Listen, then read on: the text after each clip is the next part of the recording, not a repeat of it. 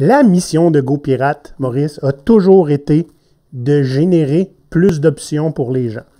Maintenant, ça serait prétentieux de dire que c'est nous qui créons toutes ces options-là. La plupart des options sont déjà là, c'est juste sont inconnues. Oui, et plus récemment, on a décidé de faire notre part pour que les modèles alternatifs d'entreprise deviennent des options viables pour les travailleurs, les entrepreneurs et les consommateurs. Oui. Donc, aujourd'hui, pour faire davantage notre part à atteindre cet objectif-là, ben, on va déconstruire des mythes et répondre à des questions sur l'économie sociale et collective. On va regarder un GoPirate Canada. GoPirate Canada? C'est qui ça? C'est Maurice, puis papa. Olivier et Maurice sont deux pirates barbus qui n'auront de répit que lorsque tous et chacun auront tellement d'options dans la vie qu'ils ne se sentiront plus jamais obligés de travailler pour des entreprises privées. Bien sûr, plusieurs continueront de le faire, mais ils le feront par choix, pas simplement parce qu'ils pensent qu'ils n'ont pas d'autre choix. C'est stupidement ambitieux, soit, mais sachez que nous sommes et stupides et ambitieux.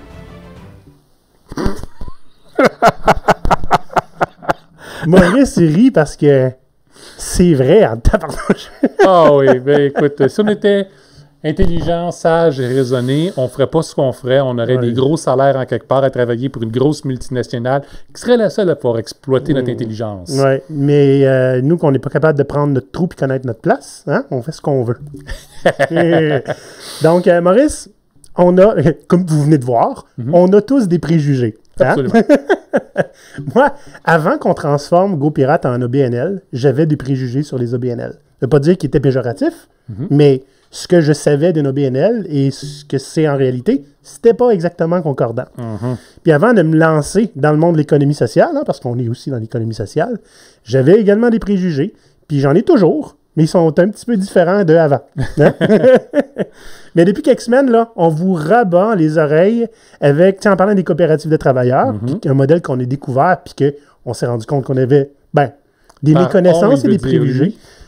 Maurice, si c'était un modèle si intéressant que ça, tu m'en aurais parlé bien avant. C'est parce que ça ne correspondait pas à ce qu'on essayait de faire. Sure. Mais on s'est rendu compte que ça faisait, essentiellement, c'était une solution bundle pour tous les problèmes qu'on essayait de régler. C'est pour ça qu'on vous rabat les oreilles avec ça. Parce que pourquoi réinventer la roue, hein? Puis plus on parle des gens, hein, j'en ai parlé à bien du monde, j'ai même proposé ça à des gens qui étaient un petit peu, qui ne savaient plus trop quoi faire professionnellement. Puis ils m'ont tout dit, mais c'est quoi ça? Puis, ou encore, ouais, mais ça, les coopératives, c'est pas préjugé. Hein? Donc, il y a des mythes concernant l'économie sociale, solidaire, puis de tout ce qu'on peut adjuter, toutes les formes alternatives au privé. Puis on aimerait ça en déconstruire quelques-uns pour vous aujourd'hui. Alors, dans le cadre de notre mois sur l'économie sociale, aujourd'hui, on déconstruit des mythes. Là, les pirates, vous devez savoir que normalement, aujourd'hui, c'est pas l'épisode qu'on va enregistrer. Hein? Non. On a eu un petit imprévu avec un invité qui n'a pas pu se présenter. Et on s'est dit, bon, on va déboulonner des bits. C'est bon, ça? Et qu'est-ce qu'on a fait? On a demandé à nos patrons, hein, est-ce que vous avez des mythes ou des questions sur l'économie sociale? Et ça n'a pas été long qu'on ait pu monter un épisode en dedans presque 1 heure. Et par patron, Olivier fait référence aux membres de notre Patreon. Oui. Donc, c'est notre groupe d'abonnés qui sont les grands supporters de GoPirate. Fait qu'on en profite pour faire une publicité éhontée. Hein? Si vous voulez avoir un impact, comme vous pouvez voir, vous pouvez avoir un impact sur nos épisodes, hein, sur notre show.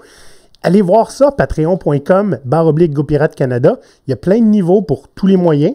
Puis ce qui est intéressant, c'est qu'il y a une communauté qui se bâtit autour de ça. Notre communauté Discord est en feu depuis 2 mois. Oui. On passe jour et nuit là-dessus quasiment, à répondre au monde, à aider les gens.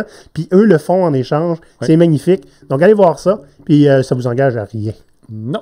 Le pire qui va arriver, on va vous demander votre opinion pour un épisode qu'il faut qu'on fasse à la dernière seconde. Genre. C'est pas si pire, en fait. C'est pas si pire.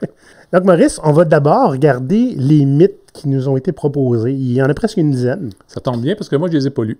Ah, mais c'est ça, Maurice les a pas lus, puis ça fait partie de notre nouveau modèle de on discute sans être trop préparé. En fait, on a des points, mais on n'a pas préparé nos opinions, hein, ni la discussion. Fait que le premier mythe qu'on aimerait adresser. L'économie sociale et collective, c'est forcément rempli de hippies et de pelleteux de nuages, donc des idéalistes. Ben, écoutez, à part pour le forcément, c'est pas nécessairement une fausse affirmation. C'est un milieu qui est très, très, très varié, surtout maintenant. Okay? Bon, oui, on a encore souvent l'opinion, le réflexe de voir des anciens hippies qui sont mis ensemble. Puis pour certaines organisations, c'est encore le cas. C'est les mêmes qui sont là depuis les derniers 30 ans. Mais on en voit énormément de plus jeunes organismes qui commencent ou qui ont commencé il y a quelques années avec des dynamiques entièrement différentes. L'économie sociale, puis pour les coopératives, on va se le dire, c'est pas un but de ne absolument pas faire d'argent, là. Donc, ils ont des notions économiques qui sont là. S'ils veulent avoir du support, puis de l'encadrement, on parle pas de subventions, on va en discuter probablement tantôt. On parle d'argent tantôt, on va tout parler de ça. C'est ça. Bon, ben, pour ça, ils doivent démontrer qu'ils sont viables. C'est ça. Donc, oui, c'est souvent des gens qui vont se lancer là-dedans pour une cause, pour pouvoir vivre leurs valeurs. Puis des fois, c'est simplement pour pouvoir travailler comme ils ont envie de travailler. Ce qu'on voit beaucoup avec les coops de travail, ils ne sont pas là pour vivre sous une hiérarchie qui va leur dire quoi faire. Souvent, il y a beaucoup de jeunes qui veulent être là et qui veulent commencer à avoir de l'impact maintenant, pas dans 10 ans. Il faut dire, moi, oui, c'est idéaliste, je pense. Tu sais, je veux dire, il y en a que c'est peut-être juste le seul modèle qu'ils vont trouver où ils peuvent s'épanouir. C'est pas nécessairement parce qu'ils ont un idéal de société qu'ils veulent voir. Exact. Comme nous c'est le cas. Hein? Il y en a qui vont le faire même par dépit. Regarde, je suis plus capable au privé. Ouais. Je veux plus me faire contrôler par personne. C'est l'autre option qu'ils ont. Ouais. Tu comprends? Donc, comme n'importe où ailleurs, oui, il y a une bonne variété. Puis oui, de dire qu'ils sont un peu idéalistes, c'est vrai. Ils pensent que c'est possible de faire les choses mieux que ce que les entreprises privées, pour leur propre gain personnel, font. Puis, ben, est-ce qu'on peut dire qu'ils ont tort? Ouais, mais c'est pas une gang de hippies. C'est pas automatique. Ouais, tu comprends? Puis, il y en a vu, on en a vu même dans le documentaire qu'on a été voir, Révolution, le travail est humain, où il y avait des gens on a tout essayé d'aller dans des multinationales, puis on trouvait pas notre place. Exact. Fait qu'on s'est mis ensemble, on a fait quelque chose. Pour d'autres, ils vont juste trouver un besoin puis dire, on va le combler ensemble. Pour d'autres, c'est des entrepreneurs surprenamment proches de l'entrepreneuriat régulier, mais ils veulent pas le faire seuls. Ah, ils veulent partager le risque. Exact. Parce que c'est ça, une coopérative. Hein? Puis en même temps, de créer le genre d'environnement dans lequel ils ont envie de travailler. C'est important. Puis dans d'autres cas, ça va être des employés qui vont racheter l'entreprise pour laquelle ils travaillent. Ah, c'est vrai, hein? Il y a des rachats comme ça on veut garder l'entreprise au Québec, puis on aimerait ça que ce soit les mêmes employés, hein? Parce que quand tu vends ça à une autre entreprise, il n'y a rien qui dit on ne va pas tout mettre le monde dehors. Exact. Donc, c'est un moyen de s'assurer que les employés qui sont là, puis avec qui tu as travaillé longtemps, puis que tu apprécies, vont faire vivre la compagnie. Tandis que la cause en premier, on va voir ça surtout avec les organismes à but non lucratif, qu'ils soient en économie sociale ou que ce soit des organismes communautaires. Donc, à ce moment-là, la mission passe en premier, puis ce sont des gens qui se dévouent à cette mission-là. Là, c'est plus ça qu'on a en tête souvent quand on pense à l'économie sociale. Puis c'est encore des groupes qui ont une part importante dans le milieu, même si les façons pour le faire ont évolué depuis les années 70. Avant qu'on passe au deuxième mythe, Maurice, j'ai oublié de le faire avant. C'est important de dire, on n'est pas des experts, OK? C'est ce qu'on a vu et entendu et observé depuis qu'on nage dans le milieu. Ça fait à peu près 2 ans, sauf les coopératives, c'est un peu plus récent. Ouais. Mais fait que c'est notre propre expérience à nous qui est limitée. Puis ce qui nous a été communiqué, parce qu'on a parlé avec des experts, oui, absolument, rien de ce qu'on vous dit là est complètement faux. Si dans les commentaires, vous êtes un expert qui voulait rajouter un peu là-dessus, gênez-vous surtout pas. Ça va nous permettre de vous connaître aussi, puis peut-être de vous inviter à un prochain épisode. Hein? Un deuxième mythe, j'aime bien celui-là, les coopératives, c'est surtout en région. Hein? Puis c'est pas, je ne vais pas dire c'est pas faux. C'est en fait, je comprends d'où ça vient. Parce qu'il y a beaucoup de coopératives, c'est des coopératives agricoles, n'est-ce pas? Bien, il y avait la coop. Qui était gigantesque, qui était dans tous les villages où est-ce qu'il y avait des fermes. Écoute, ma mère vient de Trois-Pistoles et la coop est encore là-bas. C'est un supermarché dans lequel tu peux aller chercher des denrées qui ont été cultivées dans la région. As-tu vu, moi, la coop, où est-ce que j'étais à Saint-Narcisse, c'était surtout de l'équipement agricole que tu peux aller acheter là-bas. OK. C'était une coop pour les agriculteurs. Okay. La coop à Trois-Pistoles, c'est une coopérative de consommation pour de tout ce qui a été cultivé autour. Donc, il y a plein de coops partout de façon différente. Puis oui, ça a toujours été plus populaire en milieu rural parce que les gens sont déjà plus habitués à mettre des efforts ensemble. Puis souvent, ils sont occupés à faire autre chose. Quand c'est des agriculteurs, ils ont leur ferme à s'occuper. C'est une job à temps plein, là. Fait que partir une autre business à côté, ça se fait plus ou moins. Mais partir ça collectivement dans le but d'aider tout le monde. On a vu aussi les premières coop d'équipement. C'était essentiellement pour acheter certains types d'équipements agricoles en groupe. On voyait ça dans les années 50-60 pour permettre à plusieurs fermes de pouvoir en bénéficier quand personne n'était capable de se le payer lui-même. Mais ça a évolué depuis. Ouais. Mais que ce soit des coopératives ou que ce soit n'importe quelle autre forme d'économie sociale, ça se retrouve beaucoup en ville aussi. Ce sont des coops.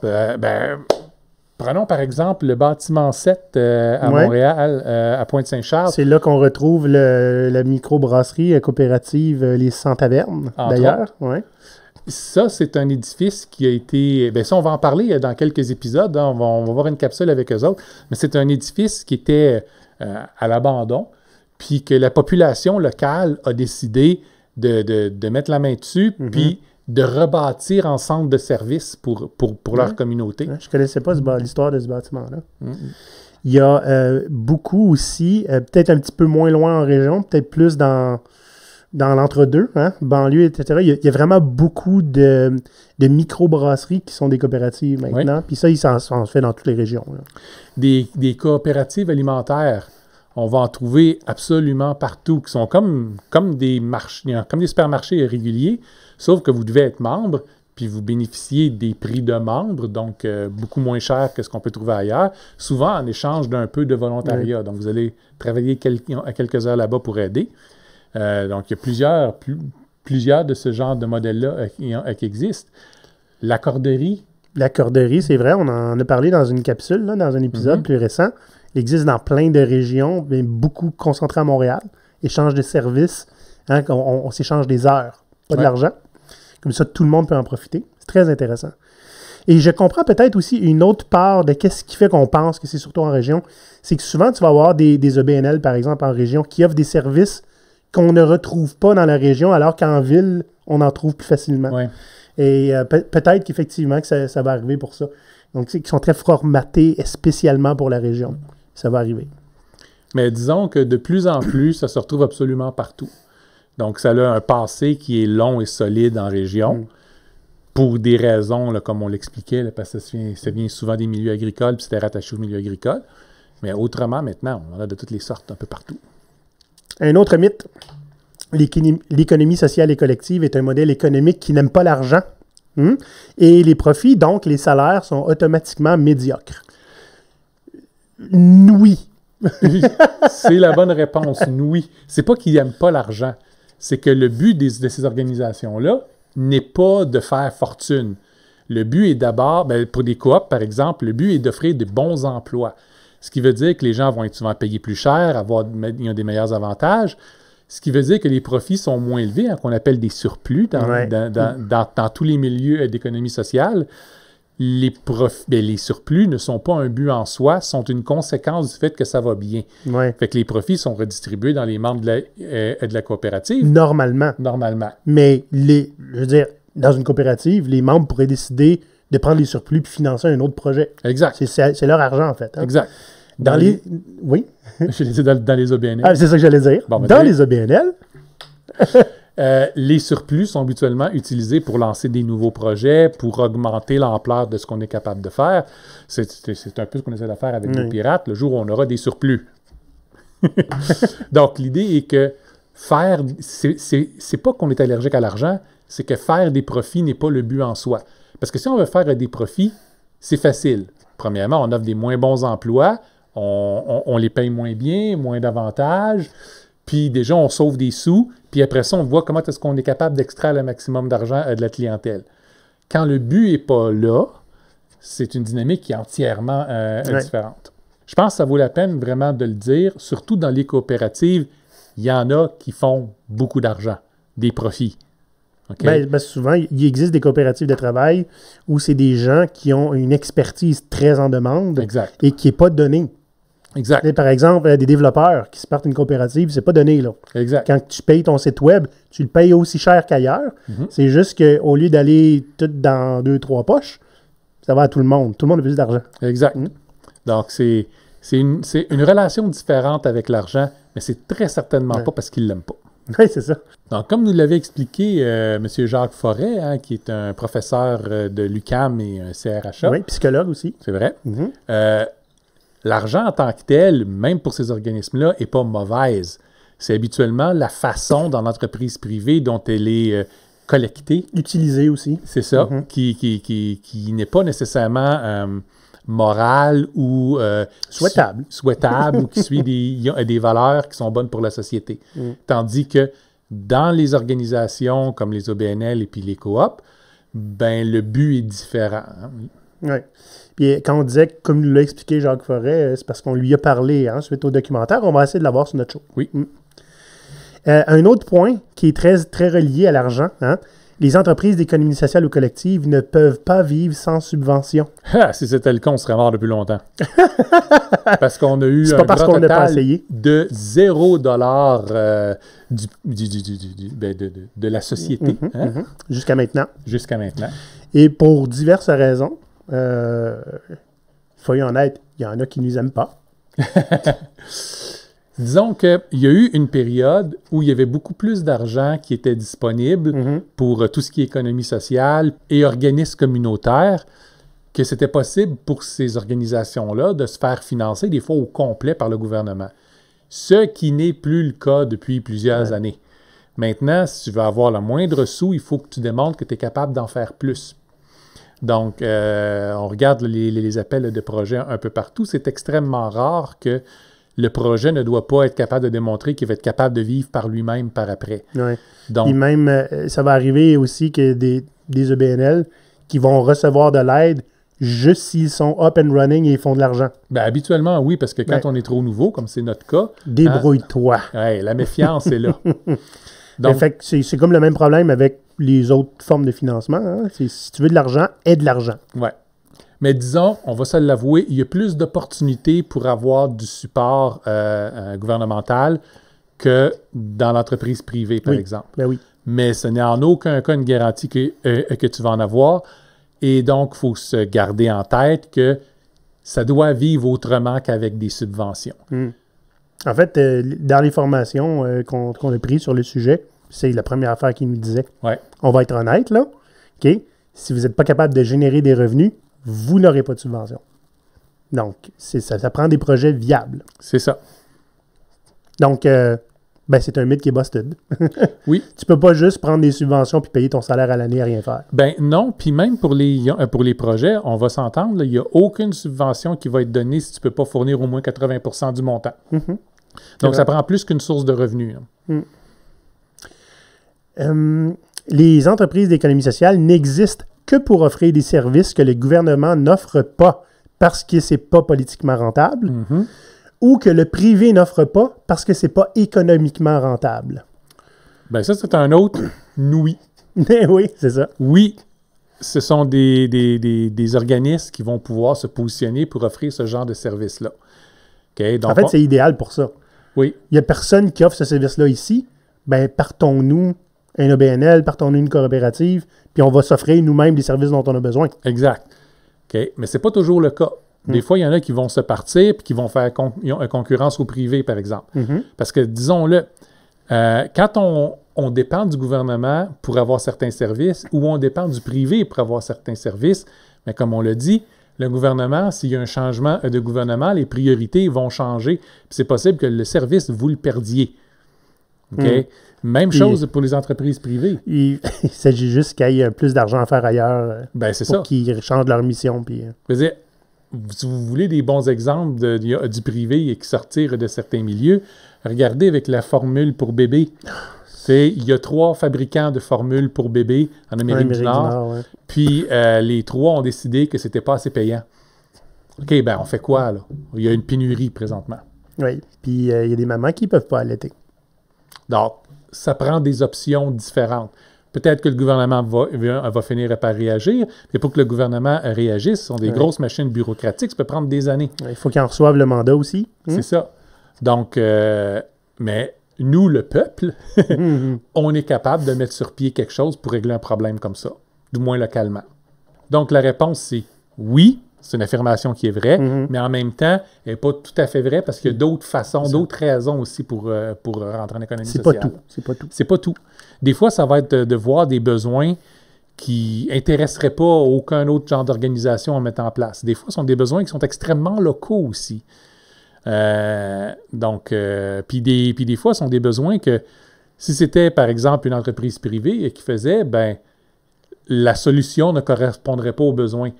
On regarde avec des groupes qui ont des problèmes alimentaires parce qu'ils ont des problèmes financiers.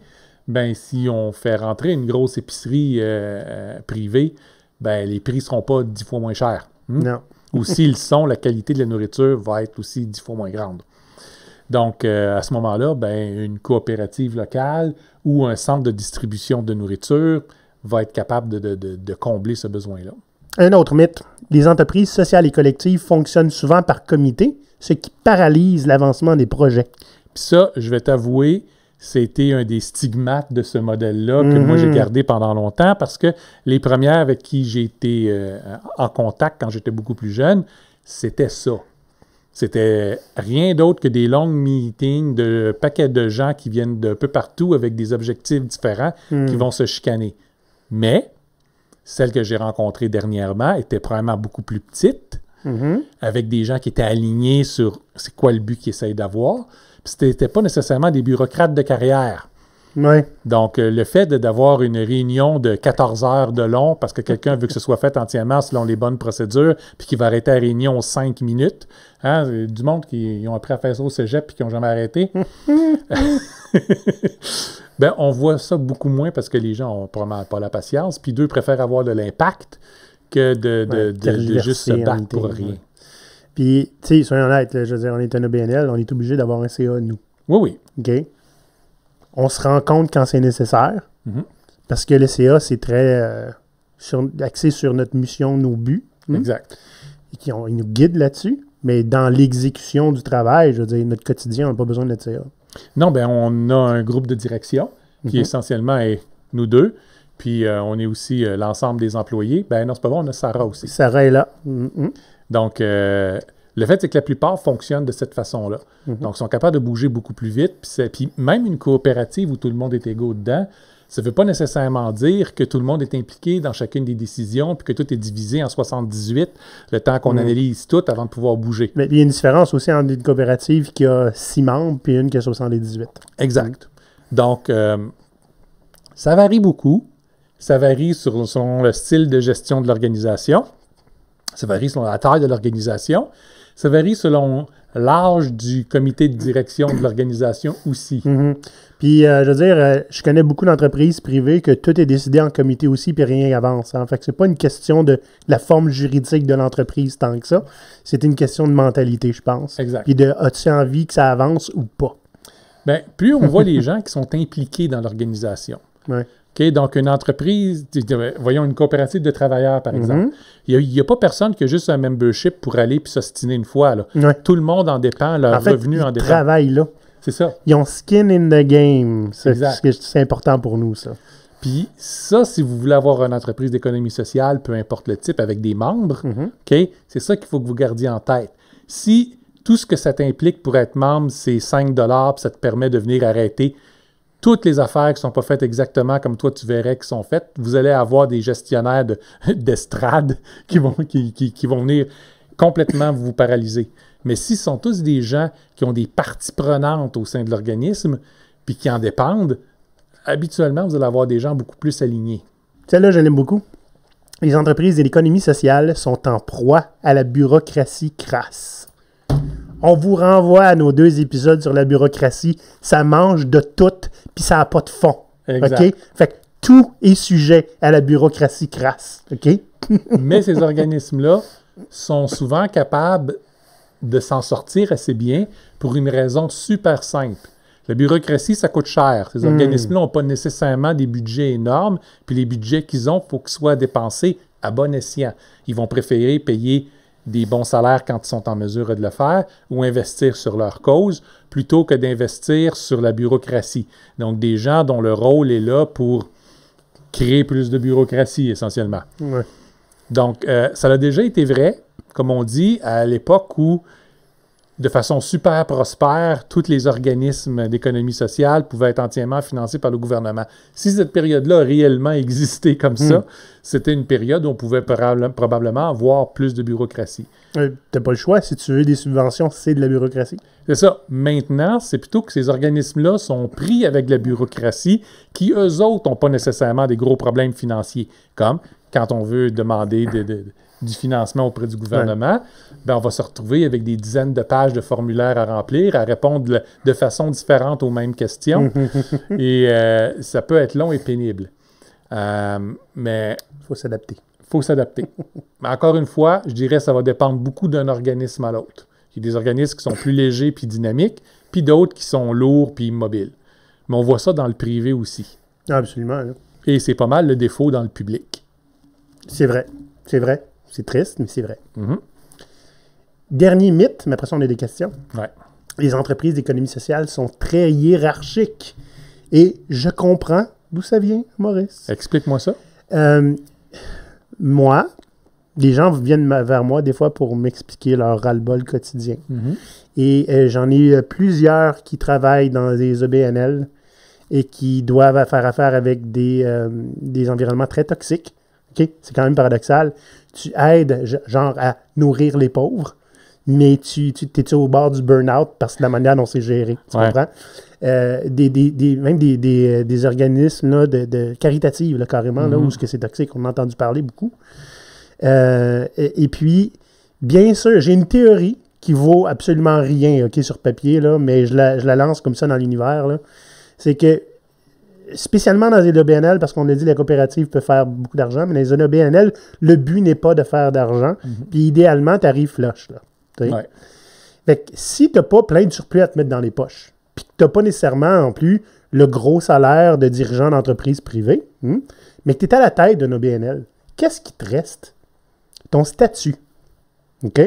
Et j'ai l'impression qu'il y a des gens qui ont peut-être connu ça au privé, qui vont reproduire l'importance du titre et du statut dans le BNL parce que c'est tout ce qu'ils ont. Tu comprends-tu comme pouvoir?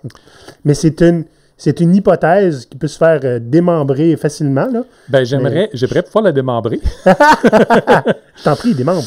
Ben, l'idée, c'est, tu sais, des mauvais boss, pas en avoir dans tous les milieux. Ah oui, c'est ça. Mais souvent, il y a plus que ça. Dans ce genre d'organisation-là, on a habituellement à travailler avec un CA. Ouais. CA qui n'est pas au fait du day-to-day. Souvent, ils vont se rencontrer que quelques fois par année. Puis, souvent, ce CA-là peut mettre beaucoup de pression sur le directeur général de l'organisation qui a été embauché pour essentiellement mettre en œuvre ce que le CA aimerait qu'il arrive. Amener l'organisme vers le succès. Exact. Ce qui n'est pas nécessairement toujours facile, surtout quand l'organisme est dans une position où, comme tu le disais, il y a moins d'argent. Fait qu'à ce moment-là, la personne responsable, celui sur lequel toutes les guns sont pointés, c'est le directeur général. Puis il essaie de faire des miracles avec rien. Donc, cette pression-là va être conduite sur les travailleurs qui sont là. Donc, c'est pas des bonnes situations saines, ça. Et tu peux avoir de la pression sans qu'il y ait une grosse hiérarchie lourde. Attention, on ne parle pas de hiérarchie lourde. Ouais, mais moi, je parle de hiérarchie. S'il y a une hiérarchie lourde, souvent, c'est parce qu'elle est grosse, cette hiérarchie-là. Une hiérarchie lourde avec juste une personne, ben, c'est un mauvais boss. C'est pas la même affaire. Des fois, s'il y a une hiérarchie lourde, ben, ça prend un organisme qui a beaucoup d'argent parce qu'une hiérarchie, ça coûte cher à maintenir. Fait que c'est peut-être quelque chose qui a été vrai dans un certain passé ou encore dans certains organismes parce qu'on va regarder dans les organismes sociaux, par exemple dans les soins de santé, c'est encore organisé de façon très, très, très hiérarchique. Le gouvernement a les deux mains dedans tout le temps, de toute façon. Mais tu regardes des organismes beaucoup plus petits, comme nous autres, je veux dire, on a un directeur général nominal, là, c'est toi, mais je veux dire, c'est... Je voulais même pas, là. C'est ça. Puis bon, on est une exception peut-être, mais il y en a énormément qui sont comme nous autres. Puis une des solutions que certains groupes ont trouvées, comme dans les coops, par exemple, si vous avez besoin d'avoir un directeur général, vous l'élisez. Puis s'il ne fait pas la job, vous le changez. Oui, c'est ça. Puis, tu sais, Les coop, par exemple, c'est un autre exemple. La plupart des coopératives de travailleurs, puisque tout le monde non seulement travaille, mais sont propriétaires, vont vers l'autogestion. Exact. Il y en a qui vont avoir des hiérarchies. Tu sais, je veux dire, tu sais, des fois, il faut que tu coordonnes les affaires. Là. Mais c'est pas nécessairement une hiérarchie de pouvoir. C'est ça. Plus qu'une hiérarchie de fonction. Exact. Une autre chose qu'il faut tenir en compte aussi, c'est que ça a l'air, c'est ça qu'on m'a rapporté, plusieurs CA font beaucoup d'ingérence dans la gestion quotidienne de l'organisation. Ouais! Oui. Vont se pointer là, voir quelque chose, puis là, demander est-ce que tel employé, il m'a pas plu, on veut qu'on le mette dehors. Mais c'est pas leur mandat. S'ils ont embauché un directeur général, c'est au directeur général de faire ça, pas juste de mettre dehors parce que vous le demandez, mais à décider si cette personne-là devrait être là ou pas. OK? Donc, et ça, encore une fois, ben des fois, c'est un problème d'ego, des fois, ça peut être n'importe quoi comme problème, mais le fait est que le CA comprenne les limites de son implication dans l'organisation, c'est important. Fait que quand on a de l'ingérence comme ça, c'est comme dans les entreprises privées où tu es responsable de ta division, mais quelqu'un qui a 1, 2, 3 niveaux au-dessus de toi passe son temps à arriver à faire des remarques, puis à être vraiment impatient si tu n'agis pas sur ces remarques, ça cause tout le temps des problèmes. Fait que c'est pas parce qu'on est en économie sociale qu'on est immunisé aux problèmes. Non, c'est sûr. Mais on peut y remédier. C'est une question de volonté. Exact. Avant de passer aux questions, Maurice, on a quelques minutes qu'on voudrait consacrer à un organisme alternatif, comme ceux qu'on a fait dans les derniers épisodes. Donc aujourd'hui, on parle à David Beauchemin de Baseline. Salut, messieurs. Parle-nous un petit peu. Qu'est-ce que ça fait, Baseline? Baseline, en fait, c'est une compagnie qui tente d'essayer d'emmener l'intelligence artificielle, la transformation numérique, l'analyse des données, tous ces gros buzzwords-là à travers les entreprises. Nous autres, on est tous des gens qui sont experts dans ce milieu-là. Puis on a observé que des fois, entre le pont, entre qu'est-ce qui se fait sur la recherche, qu'est-ce qui se fait les nouveautés sur le marché, il y a un clash. Puis au Québec, on observe aussi là, quand même qu'il y a un certain rattrapage à aller chercher beaucoup d'entreprises au niveau du numérique. Là, on va mettre ça au sens large. Puis nous, on est là pour essayer d'accompagner les gens dans décortiquer c'est quoi ces éléments-là, puis essayer de planifier un peu, puis d'essayer de toujours essayer d'intégrer là-dedans le facteur humain, les parties prenantes au complet, puis pas juste penser à l'argent puis à la finalité de tout ça, puis essayer d'intégrer tout ça ensemble, puis tout démêler ça ensemble, puis d'avoir une réflexion, challenger des idées, challenger des choses qu'on n'a peut-être pas pensé pour essayer d'emmener cette transformation-là au rythme que l'entreprise essaie d'avoir selon ses objectifs qu'elle voudra avoir. Donc, on ne se rend pas pour tout le monde à faire de l'IA, mais on essaie de faire les différentes étapes pour être capable, du moins, d'avoir des processus qui sont peut-être plus automatisés, qui vont réduire finalement la charge sur les employés, faire en sorte que ce soit peut-être pas des tâches répétitives qu'on enlève ou des choses comme ça qu'on essaie de regarder à travers les différents mandats qu'on fait. OK, on a entendu dire aussi que tu avais un podcast. Oui, exactement. J'ai un podcast que justement, je parle de l'IA de manière plus technique à différentes personnes.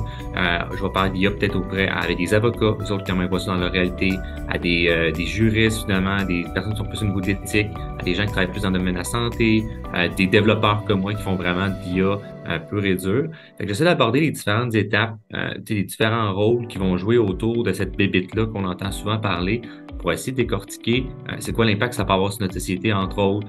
C'est quoi l'impact aussi à travers les rôles, comment se rendre à faire ce genre de rôle-là aussi au sein d'un écosystème pour des gens peut-être que ça pourrait inspirer là, finalement ce genre de parcours-là.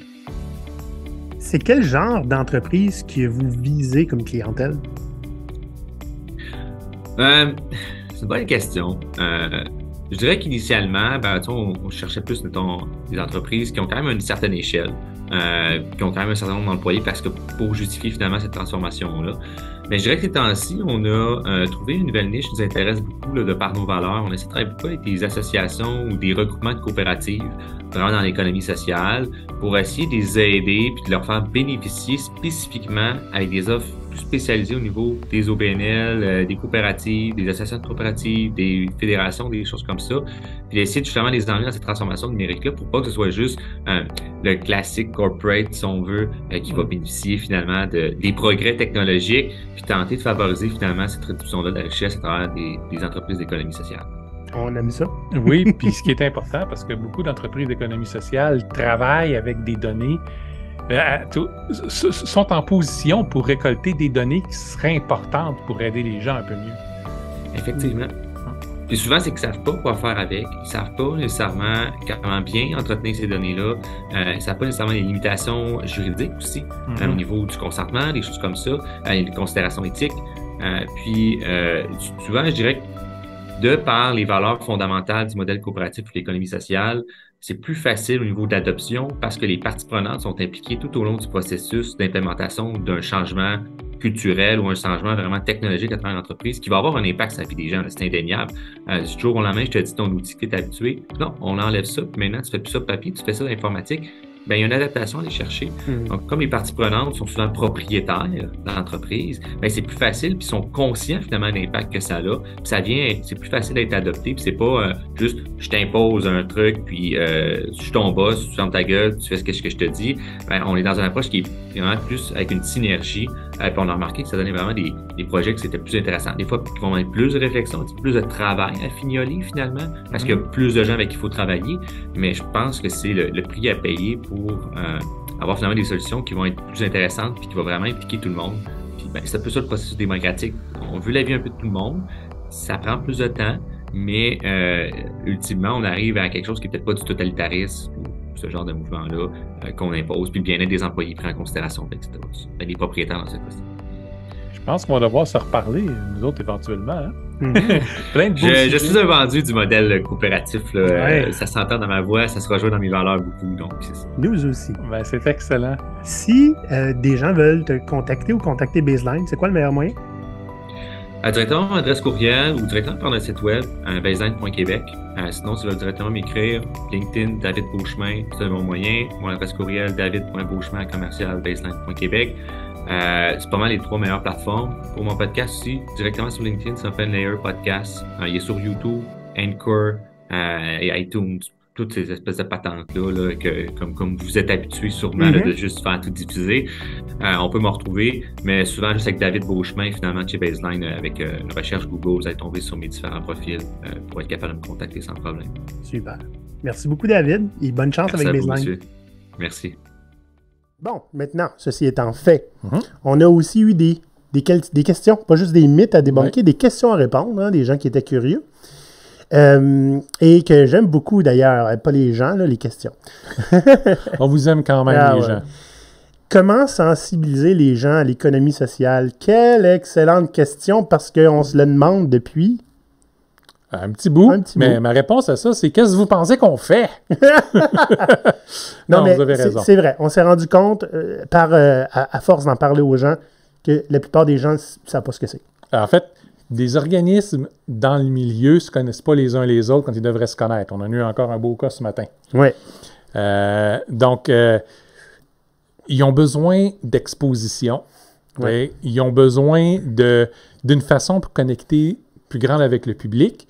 Puis bon, on a un projet, nous autres, qui s'en vient là-dessus. Comme on s'est rendu compte que c'était un manque, puis spécialement, c'est sur 3 dimensions super importantes. C'est que les gens peuvent avoir affaire à des organismes collectifs ou d'économie sociale en tant que travailleurs, c'est-à-dire pour se trouver un emploi. Qui d'entre vous, OK, quand vous dites « il faut que je cherche une nouvelle job », se dit « je vais aller d'une coop ou je vais aller d'un OBNL ». C'est très, très rare. Pourtant, c'est une option qui est non seulement viable, mais souhaitable si vous voulez avoir un impact social, puis si vous voulez trouver du sens. Si vous voulez travailler dans un environnement qui va vous ressembler, à ce moment-là, vous pouvez le créer avec une coop. Parce que avoir du sens dans votre travail, c'est pas un prérequis dans le privé. Hein? Alors que dans une OBNL, ben, je connais pas beaucoup d'OBNL qui existent pour faire du mal à la société. Il y en a sûrement. Oui, il y en a, je suis sûr. OK. Des think tanks, par exemple. Oui, des think tanks, c'est ça. Où, on va essayer de restreindre des droits de certaines personnes, des femmes. Hein. Peut-être que ça existe, mais même là, ils sont là pour une cause, ce qui n'est pas nécessairement obligatoire dans le privé.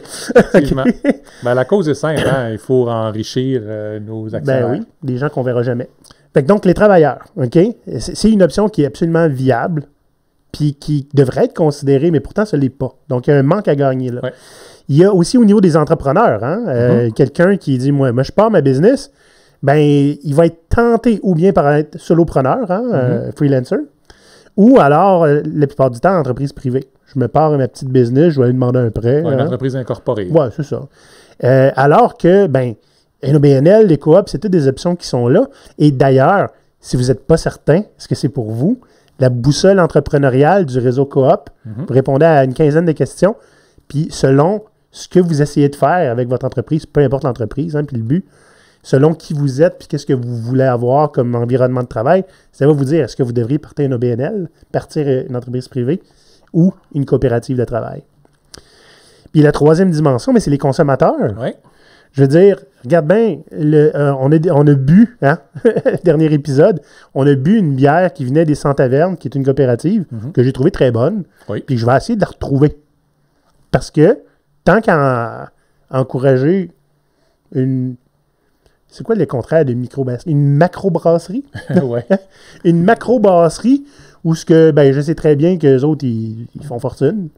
Puis la gang de petits qui se cassent le derrière à essayer de brasser leurs trucs dans leur région, puis à me le vendre ici. Puis que la logistique de livrer de la bière à 500 km de chez nous, là, c'est compliqué. Je vais les encourager, comprenez-vous? Et que c'est une option aussi, ça. Ouais. Puis là, je commence à l'intégrer dans tout ce que, tu sais, je disais, je vais avoir des rénaux à faire, je vais regarder une coop en premier. Tu sais, nous, on pense à un projet où on va vouloir faire un site web, on va essayer d'aller chercher les services d'une coopérative pour Absolument. ça.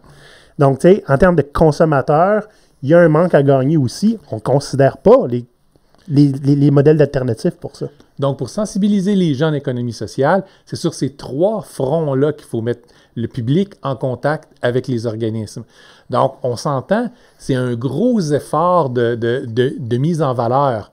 Il faut amplifier leur voix chaque fois qu'ils communiquent avec quelque chose, mais en même temps, il faut répéter à la société en général, ce sont des options viables, ce sont des options qui gardent l'argent dans votre région, ce sont les options qui créent des nouvelles options pour vous autres, tous.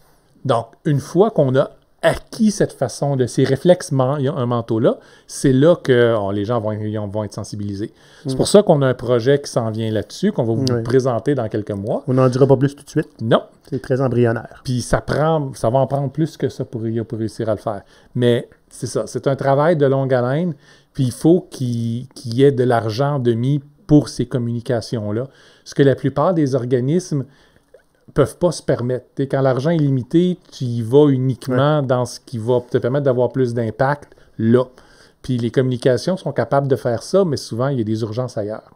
Avant-dernière question, Maurice. Est-ce que la pandémie a aidé ou a nui à l'économie sociale? La réponse est oui. Oui. C'est vrai que c'est une réponse complexe parce que c'est une situation qui est. C'est du cas par cas. C'est du cas par cas beaucoup. Je te dirais, moi, ce que j'ai entendu d'organismes, c'est quand la pandémie a commencé, puis tout a fermé, l'argent pour ces organismes-là s'est tari presque instantanément. Donc, beaucoup d'entreprises ont mis leurs employés à pied à cette époque-là pour garder leurs réserves. Temporairement. Puis permettre à leurs actionnaires de continuer à avoir le même argent. Mais en économie sociale, souvent, ils ont été pris pour mettre plusieurs de leurs employés dehors parce qu'il y avait simplement plus d'argent pour les payer. Les revenus sont complètement arrêtés. Donc, ça a été, dans les deux cas, que ce soit dans le privé ou dans le public, ça a été difficile de réembaucher des gens par la suite. Parce que on a eu une période d'arrêt, puis c'est la période où les gens commençaient à se demander « c'est ça que je veux faire dans la vie? Ce qui est intéressant à cette question-là, c'est qu'il y a plusieurs réponses. Puis il y en a une, celle que tu viens de dire, c'est dans l'immédiat, ça ne l'a pas aidé, c'est sûr. Exact. Ceci dit, à plus long terme, pendant un an là, qu'on est enfermé chez nous, puis qu'on se demandait qu'est-ce qui va arriver, il y a beaucoup de gens, dont nous, qu'on s'est demandé qu'est-ce qu'on est en train de faire de notre vie. Est-ce vraiment ça que je veux? Et avec les pirates à qui on parle, on pense qu'il y a un momentum pour ces modèles alternatifs d'entreprise-là qui est vraiment fort et qui a été pas provoqué nécessairement par la pandémie, mais qui a été catalysé par la pandémie. Fait que, tu sais, quand on parlait tantôt de sensibiliser les gens, ces gens-là qui sont en quête de sens et d'impact dans leur carrière, ce sont des gens qui, au fur et à mesure qu'ils vont être exposés à l'économie sociale, puis voir ça comme une option viable, ils vont trouver la réponse à ce qu'ils cherchent là.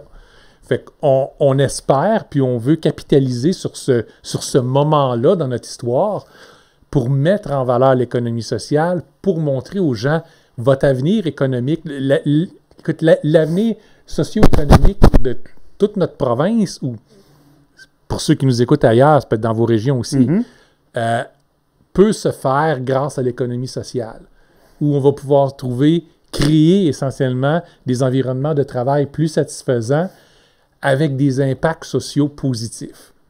Ah, c'est pas intéressant, ça, rien qu'un peu. Mais ça demande une chose. Arrêtez de vendre votre temps à un employeur qui va simplement abuser de ce que vous avez à offrir avant de vous jeter par la fenêtre. Dernière question, puis je l'aime celle-là parce qu'elle est très complexe, puis la réponse va être aussi complexe. Est-ce que l'économie sociale et collective, c'est bon pour toutes les couches de la société? C'est bon qu'il faut interpréter ici. Oui, c'est ça. Parce que c'est bon, je veux dire, en tant que consommateur, je veux dire, on dit souvent, vote avec ton argent, tu sais. Fait que si tu veux encourager ce que ça représente, ben, il va avoir, je veux dire, tu peux mettre ton argent où tu veux.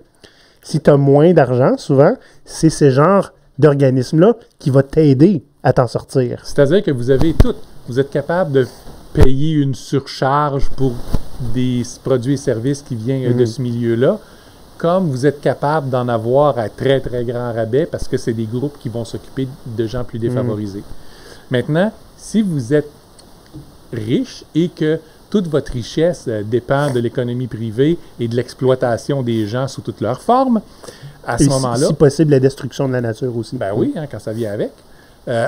Peut-être que ça a moins à vous offrir. Mais si vous êtes riche, puis que vous voulez avoir une bonne conscience, puis savoir que, non, vous faites du bien avec votre argent parce que, tu sais, maintenant, il faut la laver, sa conscience. Ce sont des groupes qui en ont besoin. Fait que vous êtes tout à fait capable de contribuer puis de les supporter. Certains sont aussi des organismes de charité, ce qui va vous permettre d'économiser de l'impôt. C'est vrai, vous ne ferez pas ces dons-là pour les bonnes raisons, mais maintenant, mieux vaut que vous les fassiez pour les bonnes raisons. Et quand tu dis laver votre conscience, on ne parle pas de blanchir de l'argent, OK? mais tu sais, c'est très bien. Il y a aussi des entrepreneurs, hein, là on parle, tu sais, dans le privé, là, les entrepreneurs, là, quelqu'un qui a un bagage là, qui est limité. On a déjà fait un épisode, là, comment être un pirate quand on vient de loin. Hein? Tu sais, des fois, tu ne pars pas avec la famille la plus riche, avec le meilleur coffre à outils, hein? Mais il n'y a rien qui pourrait t'empêcher de te mettre avec 3-4 autres personnes, partir une coop, même si tu n'as pas un doctorat. Hein? Je veux dire, si tu es capable de faire du travail avec tes mains, si tu es capable de faire du travail avec ton cerveau, tu es capable de te partir une coopérative. Des fois, tout ce que ça prend, c'est va en chercher un qui est plus familier avec la gestion, par exemple, un autre plus familier avec le marketing, puis vous êtes parti. Tu as quelque chose à commencer là. Exact. Puis tu n'es pas tout seul. Donc, tout le risque ne sera pas sur tes épaules. Le risque est partagé au travers des partenaires. C'est ça. Puis pour ce qui est des travailleurs, la dimension du travail, ben, comme on l'a dit, dans les coopératives, souvent, surtout que les coopératives sont là pour faire de l'argent, pas nécessairement des profits, mais de l'argent assez pour payer tout le monde équitablement. J'imagine que ça crée peut-être plus de richesse chez les gens versus le privé, tu sais. Oui, le privé, il y a beaucoup juste de jobs au salaire minimum, puis c'est de même parce que c'est de même. C'est ça, là, on s'attend à avoir des emplois qui ont une plus grande qualité.